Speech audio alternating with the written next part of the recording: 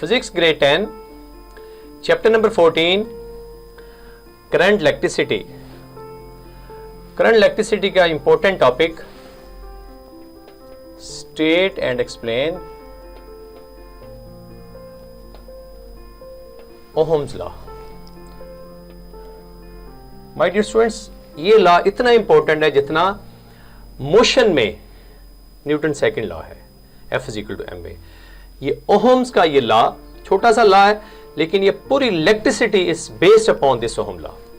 या वो इसको कह सकता है कि इसको हम V is equal to IR का नाम देते हैं। अकॉर्डिंग टू ओहम कहते हैं जितना कम वोल्टेज सप्लाई करेंगे कम करंट फ्लो होगा, जितना ज्यादा वोल्टेज सप्लाई करेंगे उतना ज्यादा करंट फ्लो होगा। तो according to Ohm's this voltage and current always directly proportional but physical condition remain same. Point to be noted कि टेम्परेचर, मॉइस्चर और बाकी सारी चीजें कांस्टेंट होनी चाहिए। ये ना हो कि टेम्परेचर इंक्रीज और डिक्रीज हो रहा है, ठीक है, नमी फिजा में कम ज्यादा हो रही है, ये फिजिकल कंडीशन रिमेन सेम। और second one is this law is only valid for metallic conductors. ये इसकी लिमिटेशन है, मैं अभी आपको ये लिख दूंगा। फिर उसके बाद वोल्टेज, ये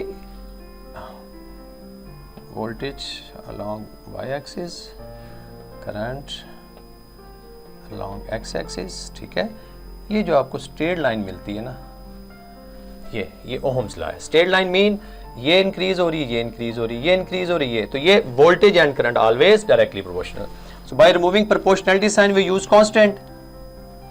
constant जब रिमूव करते हैं, proportionality sign हम constant यूज करते हैं ना, यहां पे जो हमने constant यूज किया वो R के नाम से यूज किया है। तो इसको नॉर्मली हम V is equal to symmetrically ऐसे लिख देते हैं IR। इससे मैं तीन डेफिनेशन में भी आपको बताऊंगा कि how to define volt, how to define ampere, how to define ohm. इससे तीन डेफिनेशन निकलेंगे, लेकिन सबसे पहले आपको इसकी बेसिक के इसकी कंडीशंस क्या हैं, व्हाट कंडीशंस आर, कंडीशन याद रखनी। फिर इसकी दूसरी पॉइंट बताऊंगा कि ओहमिक और नॉन ओहमिक क्या है। कंडीशन में first condition only valid for metallic conductors, metallic conductors. Number two physical condition remain same, moisture, temperature and so on। अच्छा, ये तो था। अभी अगर वो वोल्ट को क्या डिफाइन करें, देखें माय डियर स्टूडेंट्स, इससे बहुत सारी 1 volt, 1 ampere current, 1 ohm resistance. when 1 ampere current flowing through a conductor whose resistance is 1 ohm, then we can say it is called 1 volt।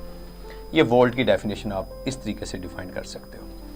अच्छा, अभी वो के अगर हाउ टू डिफाइंड एम्पेयर, तो current V bye R के साथ कर लो। 1 ampere current, इसको जरा ध्यान से बेटा, हमें ना ये बड़ा इंपॉर्टेंट छोटे छोटे शॉर्ट आंसर्स हैं।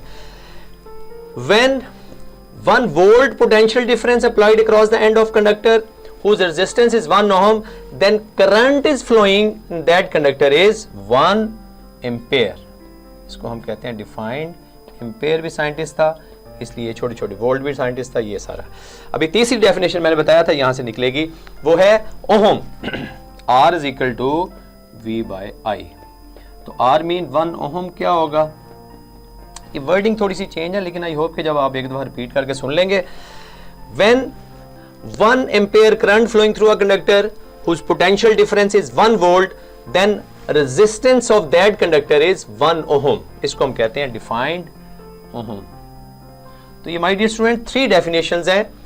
ये तो ऐसे मटेरियल जो ओहम लॉ को ओबे करें कॉल्ड ओहमिक मटेरियल्स, और graph between volt and current which is a straight line.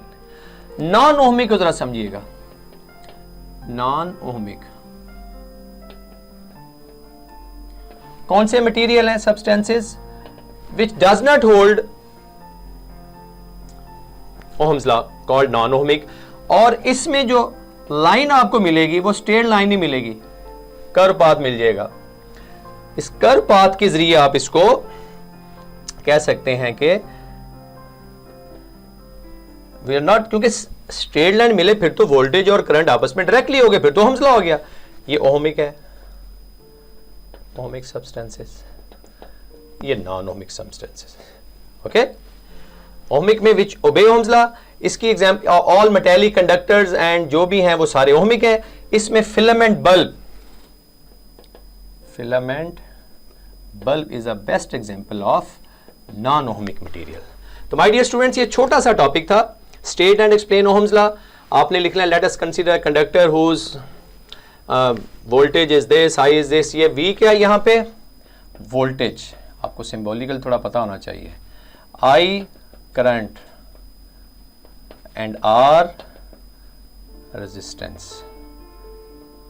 तो माय डियर स्टूडेंट्स, ये सिंबॉलिकली आपको पता होना चाहिए, क्योंकि ओहम्स लॉ इतना इंपॉर्टेंट है इलेक्ट्रिसिटी में जितना न्यूटन सेकंड लॉ था। आपको मैं लिख दूं F = ma का रोल मोशन में, जितनी बॉडी मोशन में which always follow Newton second law, electricity में ये ओहम्स लॉ का रोल है। इसलिए जब भी कोई करंट और वोल्टेज का कंसेप्ट आएगा, इलेक्ट्रिसिटी का कंसेप्ट आएगा, तो ये ओहम्स लॉ टॉप पे होगा। स्क्रीनशॉट ले लें प्लीज। Thank you.